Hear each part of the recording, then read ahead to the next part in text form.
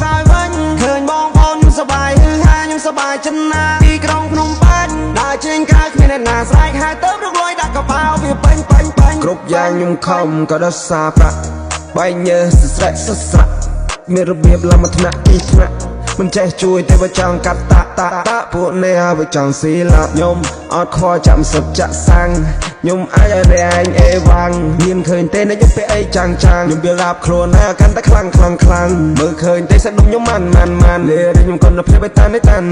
មានរីចាំក្បាំងក៏រកខែរកឆ្នាំខ្ញុំទៅបញ្ចេះជាប់ជាន់វាបាក់ឆ្នាំឈរតងតែជ្រូកវងវែងក្រោមពន្លឺព្រះខែអំណាចបិសាគួរឲ្យខ្លាចតែខ្ញុំមិនខ្លាចវាទេត្រូវធ្វើសិនបកក្រោយវិញឃើញបងប្អូនសប្បាយហឺហាខ្ញុំសប្បាយចិនណាទីក្រុងភ្នំពេញដើរចេញក្រៅគ្មានអ្នកណាស្រែកហៅទៅរកលុយដាក់កប៉ាល់វាពេញគ្រប់យ៉ាងខ្ញុំខំក៏ដល់សារប្រាក់បែកញើសស្រែកសស្រៈមានរបៀបឡើងមកថ្នាក់ពីថ្នាក់មិនចេះជួយតែបើចង់កាត់តា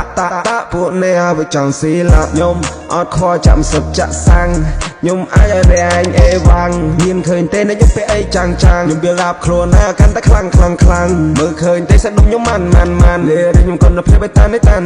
មានរីចាំក្បាំងក៏រកខែរកឆ្នាំខ្ញុំទៅបញ្ចេះជាប់ជាន់វាបាក់ឆ្នាំឈរតងតែជ្រូកវងវែងក្រោមពន្លឺព្រះខែអំណាចបិសាគួរឲ្យខ្លាចតែខ្ញុំមិនខ្លាចវាទេត្រូវធ្វើសិន